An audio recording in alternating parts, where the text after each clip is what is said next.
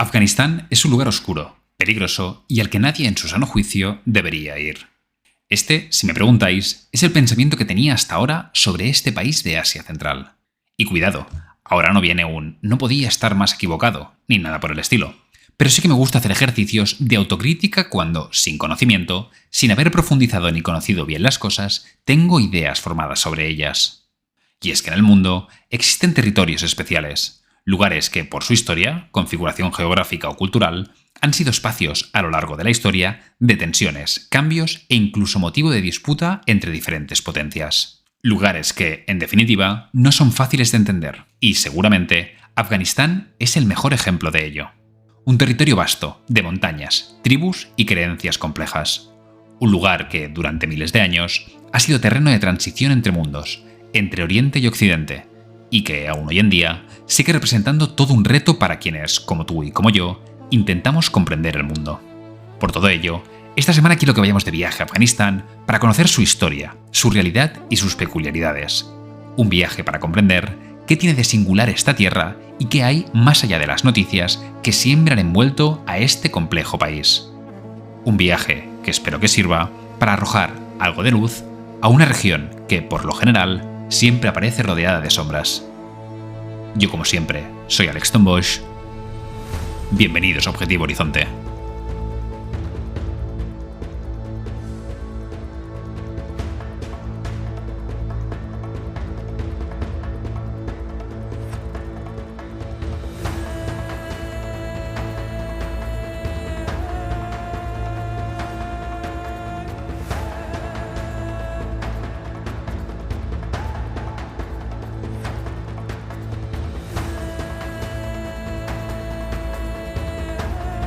Lo primero que tenemos que entender es que el territorio que hoy conocemos como Afganistán está en lo que podríamos denominar el corazón de Asia Central.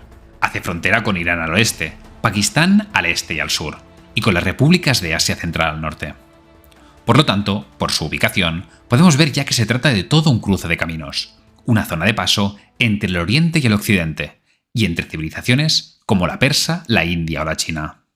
Esto, como imaginaréis, lo convierte en un enclave estratégico de primer nivel, no solo ahora, sino durante siglos, tanto para el comercio como para las campañas militares de una y otra parte del mundo. Por aquí pasaba también la ruta de la seda de la que tanto hemos hablado, y todo ello se suma a una geografía física muy particular.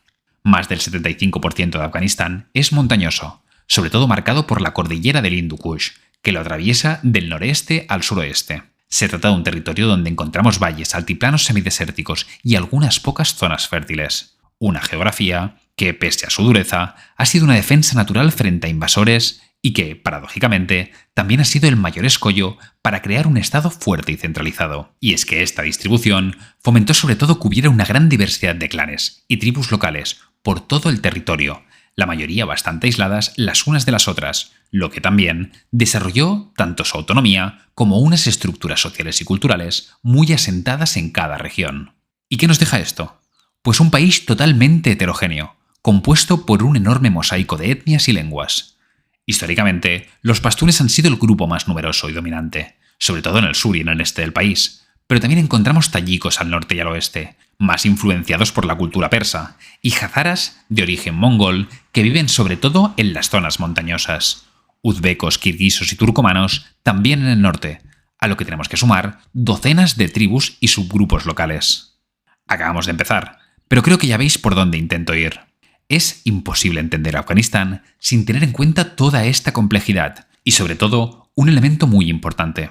Aquí, la identidad nacional está muy por detrás de las identidades tribales, étnicas o incluso religiosas. Entonces, con todo este panorama, vamos a conocer ahora su historia, los hechos más importantes que han marcado y han construido y formado el Afganistán que conocemos hoy en día.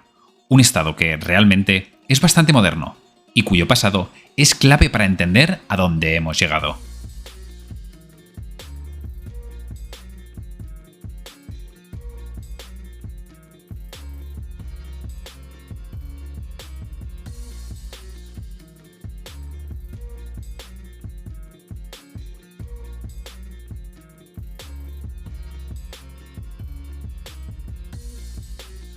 Y como tenemos que empezar por algún lugar, y aunque podríamos retroceder más, Creo que un buen punto de partida es la Edad Antigua, concretamente en el contexto del imperio persa de Ciro el Grande.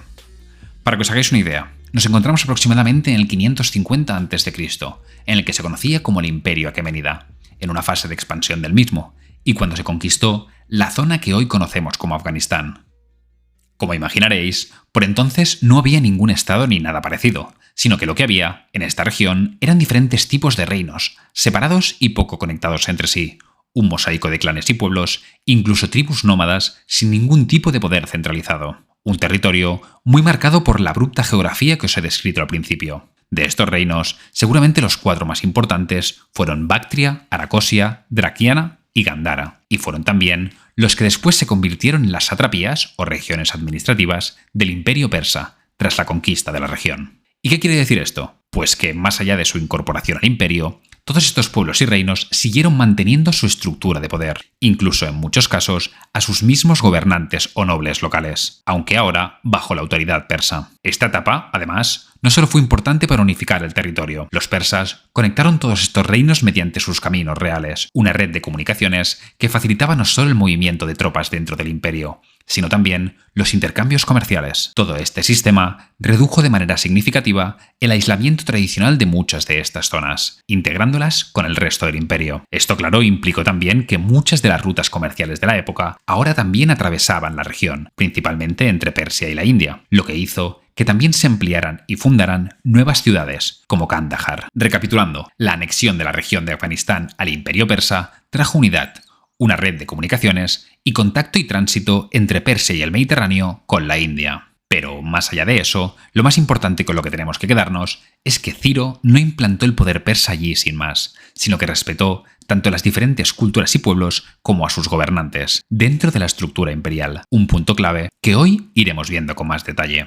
Por cronología y también por importancia histórica en todo el mundo antiguo conocido, es imposible saltarnos aquí el capítulo de Alejandro 2 siglos después. Y es que, paradójicamente, a lo que pueda parecer, dada la naturaleza del imperio de Alejandro y lo que fue aprendiendo y aplicando en sus conquistas, la llegada del macedonio supuso más un movimiento continuista que de ruptura. Estamos hablando, como siempre os digo, del discípulo de Aristóteles, alguien que fue educado en la idea de la superioridad cultural griega frente a todas las demás culturas, frente a los pueblos bárbaros. Y pese a que esta idea puede verse plasmada en las primeras etapas de la expansión de su imperio, cuando Alejandro llegó a Bactria y Sogdiana, algo había cambiado. Tras las duras batallas que aquí se libraron, el macedonio conservó las satrapías persas, las estructuras organizativas de las que os he hablado antes, y también a sus gobernantes en muchos casos, aprovechando, de igual manera que hizo Ciro, las estructuras ya existentes y los poderes locales para asentar su poder. Igual que en otras partes del imperio, Alejandro fundó aquí Alejandrías, no solo como un centro de control militar, sino también cultural, que introdujeran la cultura griega en la región, no como una forma de imposición, que ya os adelanto que en este territorio es algo que nunca funciona, sino de mestizaje. El sueño de Alejandro de un gran imperio macedonio pareciera que tornó en un imperio universal, articulado por todas las Alejandrías que iba fundando. Un mestizaje, por otro lado, que sus generales nunca vieron con buenos ojos. De hecho, recordemos que incluso Alejandro acabó casado con una bactriana, Roxana, el que quizá podemos considerar como el gran gesto de unión de los pueblos. De nuevo,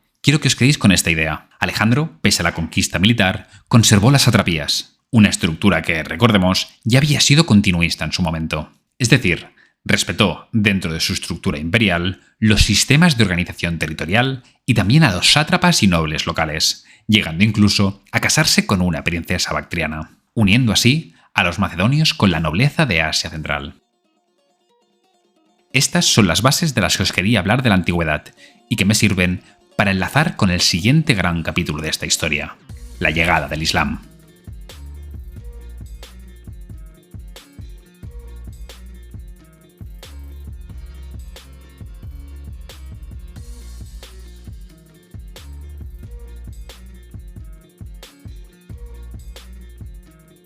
Hemos avanzado ahora hasta el siglo VII después de Cristo. Después de la muerte de Mahoma, en el 632, el califato árabe empezó a expandirse rápidamente y, unos 20 años más tarde, ya había conquistado Persia y tumbado al imperio sasánida. Desde aquí, como es normal, su interés viró hacia el este, hacia la región de Afganistán, que finalmente también tomaron. Ahora bien, la tomaron solo territorialmente. ¿Qué quiero decir con esto?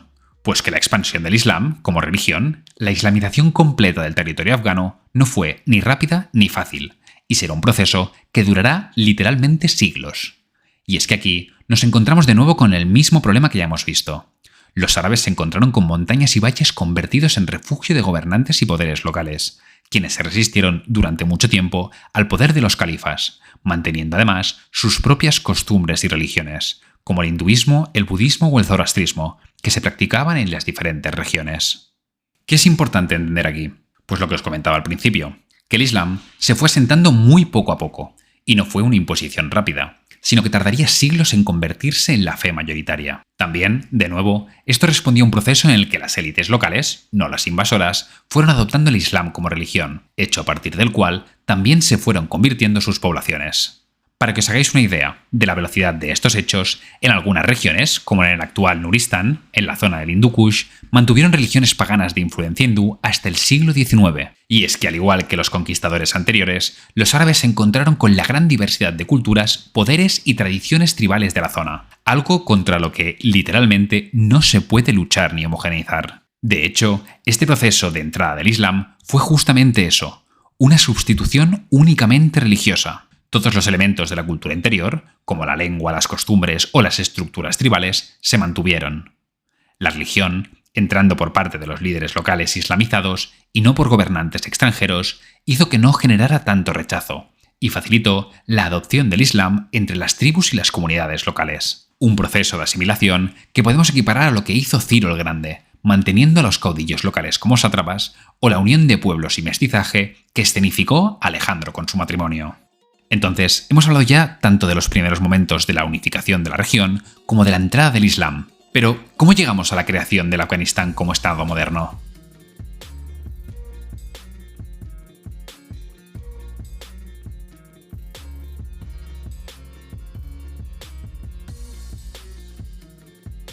Pues bien, yo os diría que el punto de partida podríamos ponerlo en el siglo XVIII, en la etapa y el territorio que se conoció como el Imperio Durrani, el nombre del líder pastún que tras ser proclamado emir en Kandahar unificó a las principales tribus pastunes.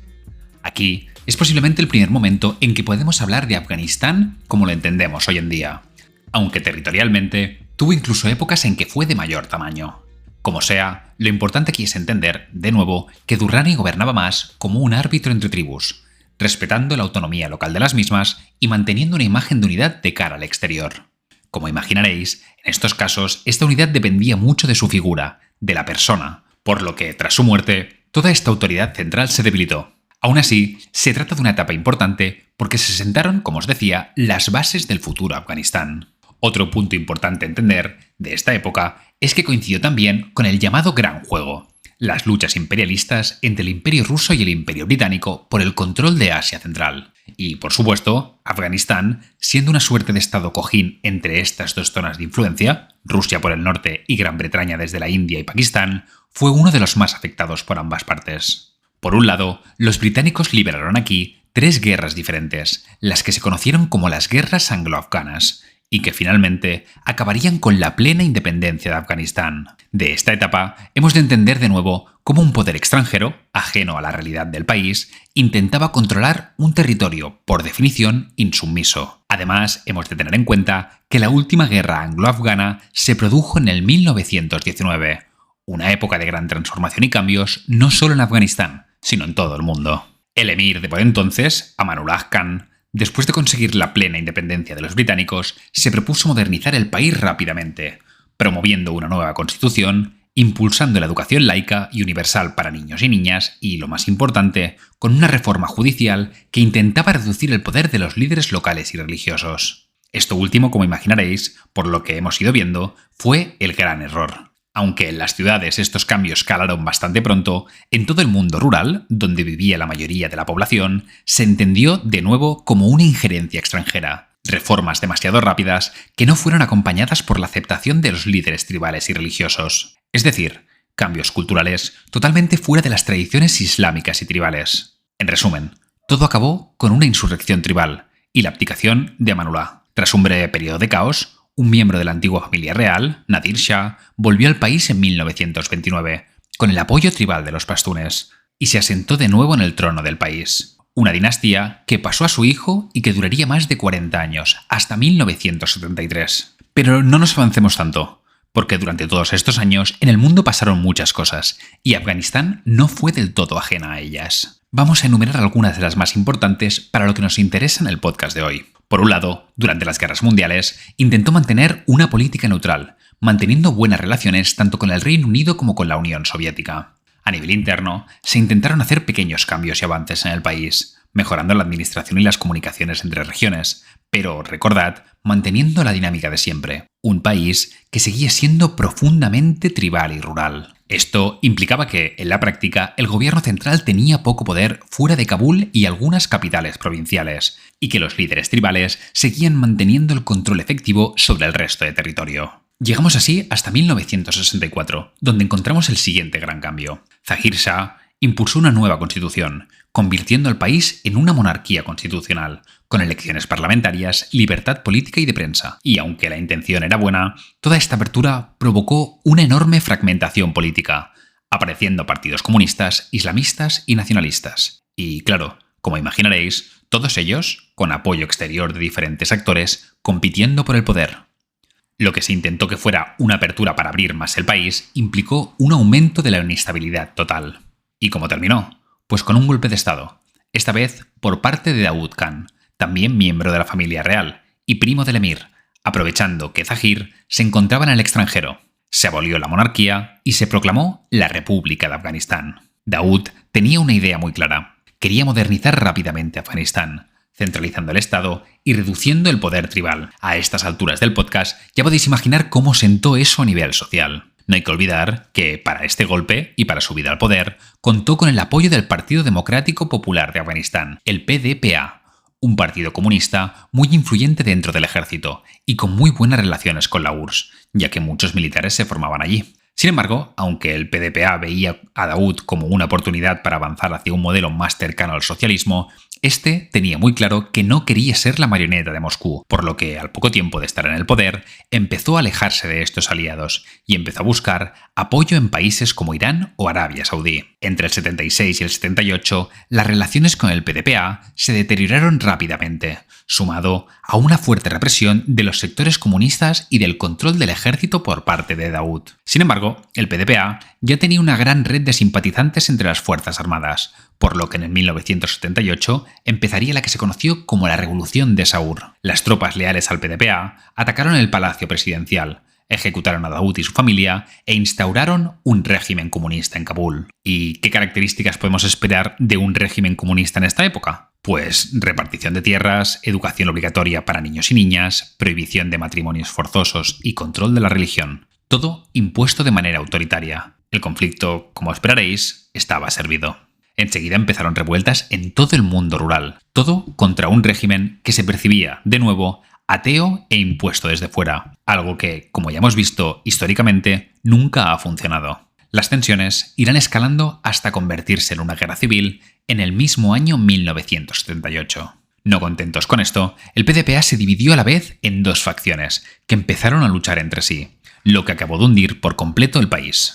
Moscú, ante este panorama y con la expectativa de tener el control de la órbita soviética, hizo que el Ejército Rojo entrara en Afganistán en diciembre de 1979, asesinando al presidente e imponiendo a Babrak Karmal en el poder, empezando así la Guerra Soviética en Afganistán, que marcará la siguiente década. Un montón de cambios y nombres, ¿eh?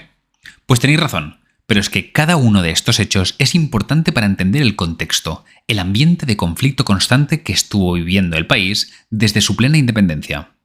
Un territorio marcado por las tensiones entre diferentes bandos, por la tradición y los poderes tribales, por la religión y por el hermetismo de muchas de sus regiones. Pues bien, en todo este caos, y por si os parecía poco, entra en escena otro protagonista que a muchos de vosotros os sonará: los muyahidines. Los muyahidines fueron una coalición de grupos armados islámicos y tribales en contra de la ocupación soviética y del gobierno comunista. Pero cuidado, no eran un movimiento unitario. Había facciones de islamistas radicales, señores de la guerra y también facciones más moderadas. Lo único que les unía era el rechazo a un régimen que consideraban ateo y extranjero. Además del contexto internacional, y por convivencia, recibían ayuda de Estados Unidos, Pakistán, Arabia Saudí e incluso China, con recursos que abarcaban desde armas y dinero hasta la formación militar. Y es que para muchos, la lucha de la URSS inspiraba aquello de «el enemigo de mi enemigo es mi amigo». Y como pasó en décadas anteriores, y ya hemos visto, pese a que los soviéticos consiguieron controlar las ciudades, las zonas rurales eran territorio muyahidín. Una guerra que el Ejército Rojo, por las características del país y del territorio que ya hemos visto, no podía ganar. Tras muchas bajas y recursos perdidos, y ya en el contexto de la caída de la Unión Soviética, la retirada del país empezó en el 1988, culminando en febrero del año siguiente. Y pese a que el gobierno comunista duró un par de años más, finalmente, en 1992, empezaría una guerra civil, esta vez entre las propias facciones muyahidines. Recordad que solo las unía el rechazo al control de Moscú. Cada una de ellas no solo tenía una agenda e intereses propios, sino también benefactores y apoyo externo de diferentes países. El país caerá, con todo el desgaste anterior y acumulado, en un caos total. Kabul quedó completamente destruida. Desplazamientos masivos de población, destrucción y un vacío de poder que, a mediados de los 90, será aprovechado por un nuevo actor, los talibanes. Este nombre creo que nos suena a todos, ¿verdad? Pero, ¿quiénes son realmente este colectivo? Pues bien, estábamos diciendo que el caos reinaba en Afganistán, con Kabul destruido y diferentes facciones luchando entre ellas por el poder. Fue en este contexto cuando apareció un movimiento formado principalmente por estudiantes de escuelas islámicas, y de ahí el nombre de talibanes, ya que talib significa estudiante. Muchos de ellos habían estado refugiados y formados en Pakistán, influidos por una interpretación muy estricta del Islam, la que se conoce como el deobandismo, y que, junto al código tribal pastún, articulaba la ideología y visión de este colectivo. Su mensaje estaba claro: acabar con la guerra, desarmar a todas las facciones y establecer un emirato islámico puramente basado en la Sharia, la ley islámica. Además, no estaban solos. Contaban no solo con el apoyo de Pakistán, sino también de Arabia Saudí, por lo que tuvieron un crecimiento muy rápido por todo el país. En 1996 tomaron Kabul, ejecutaron al presidente y proclamaron el Emirato Islámico de Afganistán, controlando en pocos años más del 90% del territorio. Pero, viendo toda esta historia de Afganistán y las diferentes dinámicas de poder, ¿cómo es posible que controlaran el país tan rápido? Un territorio que parecía casi ingobernable desde el gobierno central. Pues la respuesta aquí es el contexto. Como hemos ido viendo, Afganistán arrastraba décadas de inestabilidad y guerras, una situación que había desgastado a la población hasta tal punto que tan solo querían estabilidad y paz, fuera al precio que fuera. Tampoco podemos olvidarnos del apoyo logístico extranjero y de un tercer elemento. Y es que los talibanes fueron realmente muy pragmáticos. Se centraron, por un lado, en controlar las principales rutas y ciudades estratégicas, avanzando rápido y negociando rendiciones con los líderes tribales, mediante promesas de orden y aplicación de la Sharia, pero también respetando las jerarquías tribales locales, lo que, claro, facilitó la sumisión. Es decir, hicieron lo mismo que Ciro y Alejandro, y también en la misma dinámica que durante la expansión del Islam. Realmente no consiguieron una cohesión nacional, pero sí el control efectivo sobre la mayoría del territorio. Y todo esto, amigos, es lo que nos lleva a la situación de los últimos años que todos conocemos. Los talibanes, afines a las mismas ideas, ofrecieron refugio tanto a Al-Qaeda como a Osama Bin Laden, desde donde establecieron campos de entrenamiento y organizaron ataques contra los intereses occidentales. Todo culminó con los ataques del 11 de septiembre en Estados Unidos, lo que provocó la invasión norteamericana y la caída del régimen talibán ese mismo año. Y aunque los americanos, junto con los británicos y la OTAN, tomaron rápidamente el país, instaurando un régimen interino, los talibanes nunca desaparecieron, simplemente se replegaron, sobre todo en Pakistán, reorganizándose y empezando una guerra de guerrillas y desgaste con picos de violencia muy altos que durarían hasta 2014, el año en que las fuerzas internacionales empezarían poco a poco la retirada. En 2020, Donald Trump firmaría un acuerdo con los talibanes en Doha por el que los americanos se comprometían a retirarse a cambio de no acoger grupos terroristas. Un pacto que, como imaginaréis, lo único que... Cuando Biden confirmó la retirada total en agosto de 2021, los talibanes lanzaron una ofensiva relámpago, rapidísima, como todos pudimos ver.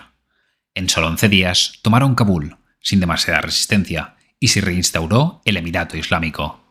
Desde entonces, el régimen talibán ha vuelto a aplicar las restricciones que todos conocemos, especialmente contra las mujeres. Un país que, de nuevo, vive casi por completo en aislamiento internacional.